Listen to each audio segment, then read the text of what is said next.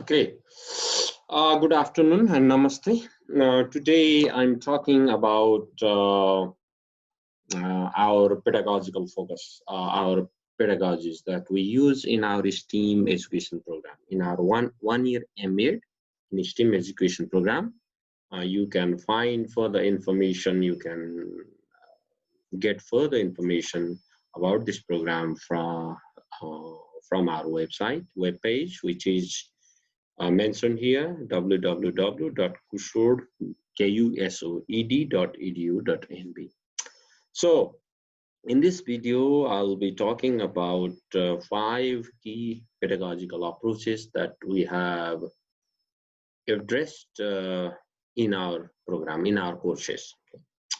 So here, the first of which is this kind of, this approach in which, we start with conceptual, then we engage our students in critical reflection, and then we enable them to imagine the possibilities and apply in the context. So this is the approach that we use in order to help our students to exercise multiple ways of knowing. It is not just conceptual knowing, but also critical knowing, reflective knowing, and also imaginative and visionary knowing.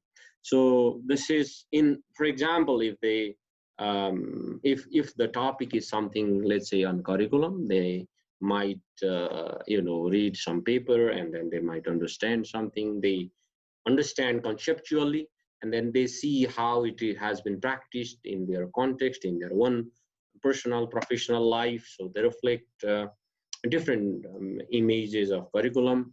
And then finally, they also imagine what type of curriculum they would like to make, what type of STEAM curriculum they would like to envisage. And so this way, this is more of practitioners' pedagogy. Okay, it's not just the fresh students pedagogy, if you like, if that is the correct term. But this is more like a practitioner's pedagogy, because we envisage that most of our one-year MD students are practicing teachers, practicing educators. So they are not just, they come with wealth of knowledge. So what we are trying to do here through our courses is that we help them to bring their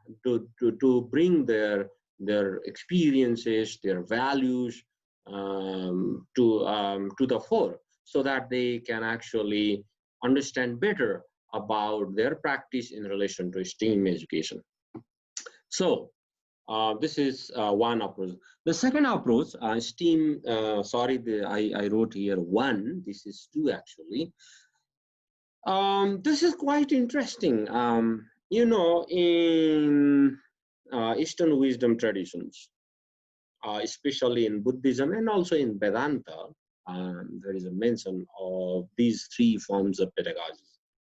The first one is, let me start with third person. Third person is something that we read papers written by someone which we don't know actually, or we might know, but it is in the paper. It is in the textual form. It is actually third person kind of pedagogy. So we read by the information of someone else, which we don't know. Okay, so this is called third person pedagogy. So we have, for example, in each course, we have readings, and we might have video, and we have other sources as well. So this is third person pedagogy. So they come to the class with some kind of reading. And second is, this is second person pedagogy. In this pedagogy, we engage learners with their peers and with their friends in workplace, so that they understand what others think about certain perspectives, methods, models, ideas. So this is called second person pedagogy. In third person pedagogy, they might read, paraphrase, annotate, make a list, so on and so forth. This is third person pedagogy. In second person pedagogy, they interview people, they talk to the group, they do group work, and they try to understand from each other. So this is second person pedagogy.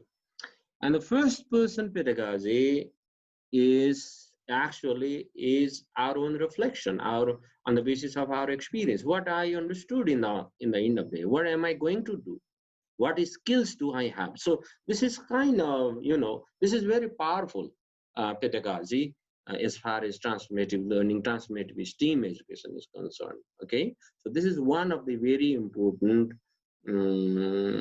dimension of our STEAM pedagogy. As I said earlier, after conceptual, from conceptual stage, probably conceptual would be very much associated with third person pedagogy. Well, of course, there can be second person or first person as well, but so to speak.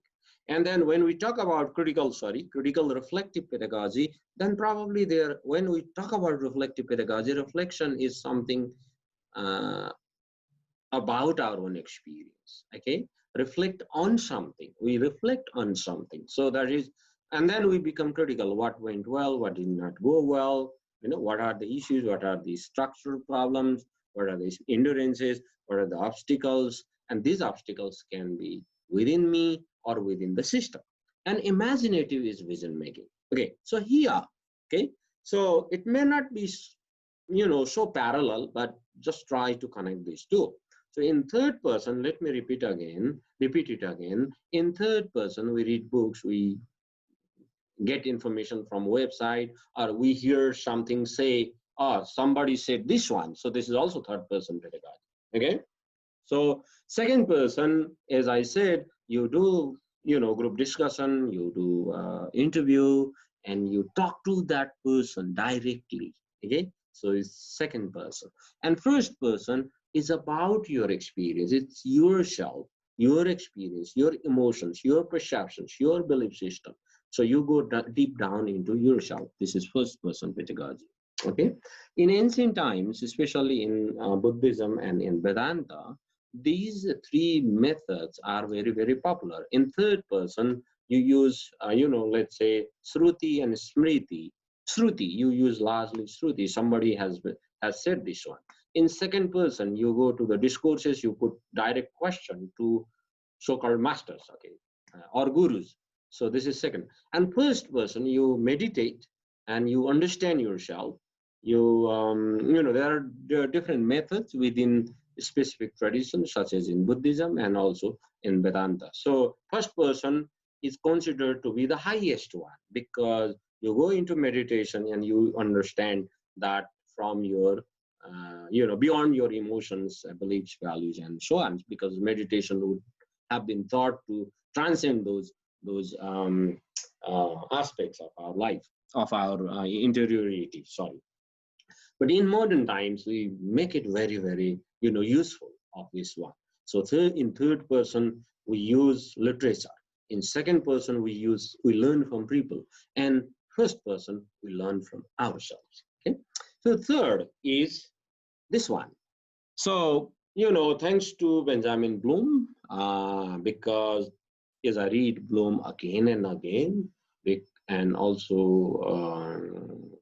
recent, authors who have actually discussed these three dimensions. One is this cognitive. So in cognitive dimension, we focus more on the knowledge structure, schema, the patterns, the lists, connections of ideas. So this is more of cognitive side. But within cognition, there is a hierarchy, there is a level. Okay, for example, remembering, and then understanding, and then applying, then analyzing, then evaluating and creating. This is the revised one. What has been suggested recently that in order to you apply, let's say, analyzing, evaluating, and creating these three higher order thinking, higher order cognitive, levels, then we need also the affective science as well, such as representing, such as speaking, such as connecting, such as listening, such as collaborating. So, such as, showing empathy, such as appreciating. So these qualities are very, very important if we are to flourish higher order cognitive skills. So this is second, affective domain is also very, very important. The third is somatic. Somatic is more of kinesthetic. We learn by being in context, involving our body, involving our muscles, involving our hands, involving our, it's not just like only muscular activity, but kinesthetic, somatic is both body and mind in motion, okay? And then this is also very, very important as far as cognitive and as far as our, the effectiveness of our learning is concerned, okay? We learn by dancing, probably. We learn by walking, okay? We make sense of the place by walking, by being there, by in context. So that's why practical activities are very, very important. And our students, because they are practicing teachers or educators or education professionals, they apply the knowledge and the skills they learn in our sessions and into their context, and then they bring that reflection. And so these three major domains, if you like, or if you say thinking or pedagogical dimensions, cognitive pedagogical dimension, affective pedagogical dimension, and somatic pedagogical dimension, they can also be referred to as head, heart, and hand as well, metaphorically speaking. Likewise, the other fourth sort of approach we use is something like this. Because we talk about pedagogical change, the course is very ambitious. Our approach is ambitious because we talk about transformation, okay? So how transformation is possible? For example, if you teach definition and then you expect people to transform, that is not going to possible. Okay? So once you start, because cognition, as I said earlier, if our course is simply based on definition, rote recall, rote memorization, that is largely, and also of course application, synthesis, these are also cognitive, these are also cognition related activities. But these are not enough. The second is conviction based. Conviction means our assumptions, beliefs, values. There has to be ample opportunity to reflect, to question, to challenge assumptions, to look into our own assumptions. We might, for example, study the paper by John Dewey, okay, Democracy and Education, and then we might produce definition of education. We might produce definition of democracy, but what I actually think about it, what is my belief about, or what are my assumptions about other people? What are my assumptions of other, of students? How do I think of student-teacher relationship? Okay, so that, and then we begin to penetrate the conviction side. Okay, until and unless we look into this conviction, transformation is not possible. And conviction alone, examining conviction alone, is not complete, is not sufficient. What is also sufficient, then we need to go into the action, okay? How I commit to action and how I make change in my context, okay? Of course, the dimension of change is not that simple, but, we need to be in the process, okay? So the course enables our students to be in the process of moving beyond cognition. Okay? We also need cognition. We also need knowledge. We also need definition. We need models. We need, know-how of whatever we are going to do. But that is not sufficient. Okay? So we need to, next stage is about our conviction, about assumptions, our beliefs, our values. What am I going to do with this definition? Are they going to be useful or not? What do I think about student-centered pedagogy? What do I think about maker space pedagogy?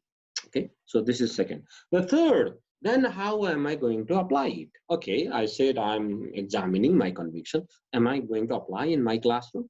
Of course, there is always a crisis, but we have certain pedagogical approaches that our students have to do certain activities at the school, and that has to be reflected in our courses. Okay, because they have to do internship, they have to do classroom-based research. So that's very, very important. The fifth model is something like this, which is very, very important, which is very close to my heart as well.